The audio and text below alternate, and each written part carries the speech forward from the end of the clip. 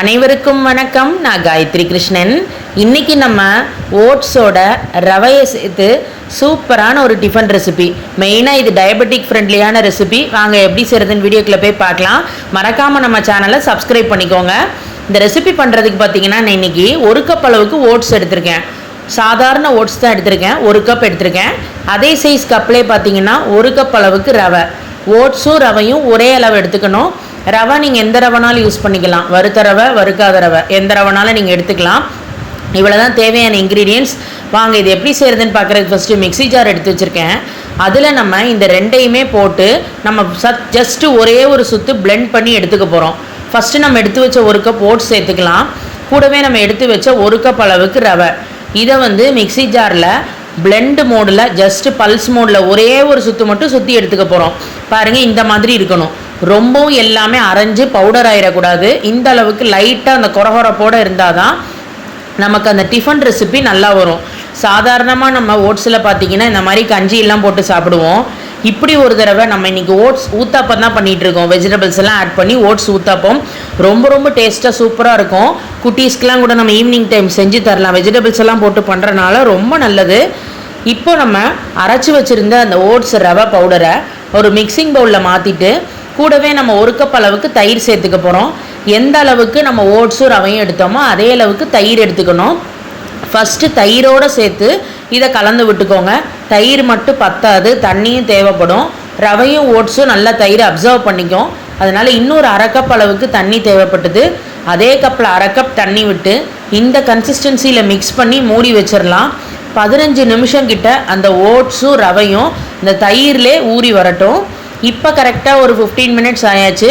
பார்த்தாலே தெரியுது எப்படி நம்ம கலந்து வச்சுருந்தோம். நல்லா அப்சர்வ் ஆகி திக்கான கன்சிஸ்டன்சிக்கு ஊறி வந்திருக்கு பாருங்கள். இப்போ இதில் கன்சிஸ்டன்சியை சரி பண்ணுறதுக்கு இன்னொரு 1/2 கப் அளவுக்கு தண்ணி தேவைப்பட்டது. நான் சேர்த்துருக்கேன். மொத்தமாக 1 கப் தயிர் 1 கப் தண்ணியும் மொத்தத்துக்கு தேவைப்படும். இப்போ இதை சேர்த்து ஊத்தப்பம் கன்சிஸ்டன்சிக்கு இதை ரொம்பவும் நீர்க்காக்கிடக்கூடாது. கொஞ்சமாக தண்ணி சேர்த்து இந்த அளவுக்கு ரெடி பண்ணி வச்சுக்கோங்க. இப்போ இதில் இஞ்சி துருவலை உள்ளே சேர்த்துருக்கேன். கூடவே ஒரு பச்சை மிளகா காரத்துக்கு நீங்கள் உங்கள் காரத்துக்கு ஏற்றவாறு பார்த்துட்டு சேர்த்துக்கலாம். என்கிட்ட கருவேப்பிலை கொத்தமல்லி இல்லாதனால நான் சேர்க்கலை. இருந்ததுன்னா நீங்கள் கண்டிப்பாக சேர்த்துட்டு பொடியாக கட் பண்ணி சேர்த்து பண்ணால் இன்னும் வாசனையாக இருக்கும். தேவையான அளவு உப்பை சேர்த்துட்டு இதை மிக்ஸ் பண்ணி விட்டுக்கலாம். நான் இன்றைக்கி பேக்கிங் சோடா சேர்க்காம தான் இந்த ஓட்ஸ் ஊத்தப்பம் பண்ண போகிறேன். வேணுங்கிறவங்க இந்த சமயத்தில் ஒரே ஒரு பிஞ்ச் பேக்கிங் சோடாவை போட்டுட்டு இந்த மாவை நல்லா மிக்ஸ் பண்ணி எடுத்து வச்சுக்கோங்க. நான் போடாமல் ரெடி பண்ணி காட்டுறேன். இப்போ இந்த அளவுக்கு மாவு ரெடியாக இருக்கட்டும். தோசை தவாவில் ஆல்ரெடி ஆயில் அப்ளை பண்ணி வச்சுருக்கோம். ஹீட் ஆயாச்சு. ஊத்தாப்பமாக அப்படியே நம்ம மாவாக கூட அந்த ஊத்தாப்பம் விடலாம். இன்னும் கொஞ்சம் டேஸ்ட்டுக்காக நான் கொஞ்சம் வெஜிடபிள்ஸ் எல்லாம் போட்டு பண்ண போகிறேன். இன்னும் சுவையாக இருக்கும். அதுக்கு ஒரு பெரிய சைஸ் வெங்காயத்தை பொடியாக கட் பண்ணி வச்சுருக்கேன். கொஞ்சமாக குடமிளகாய் எடுத்து அதையும் ஃபைனாக கட் பண்ணி வச்சுருக்கேன். ஒரு மீடியம் சைஸ் கேரட்டை துருவலில் துருவி வச்சுருக்கேன். கொஞ்சமாக மட்டும் பீட்ரூட் எடுத்து அதையும் துருவி ரெடியாக எடுத்து வச்சுருக்கேன். நான் இன்றைக்கி இந்தந்த காய்கறிகள்லாம் போட்டு பண்ணுறேன். உங்களோட ஆப்ஷனல் தான், நீங்கள் எதுனாலும் போட்டு பண்ணிக்கலாம்.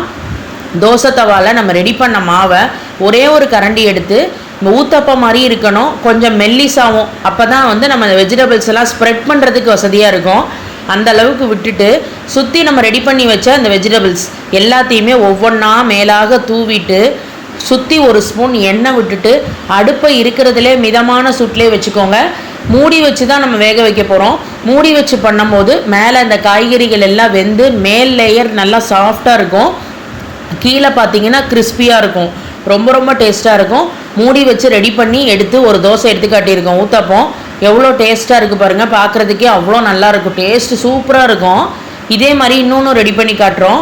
சாதாரணமாக நம்ம ஓட்ஸ் ஊத்தப்பத்தோட அந்த ஆனியனோட அந்த க்ரன்ச்சினஸ்ஸு, இந்த கேப்சிக்கத்தோட க்ரன்ச்சினஸ்ஸு, பீட்ரூட் டேஸ்ட்டோட லைட்டாக அந்த ஒரு இனிப்பு, இந்த பச்சை மிளகா காரம், இந்த இஞ்சியோட அந்த வாசனையோடு சாப்பிடும்போது ரொம்ப நல்லாயிருக்கும்.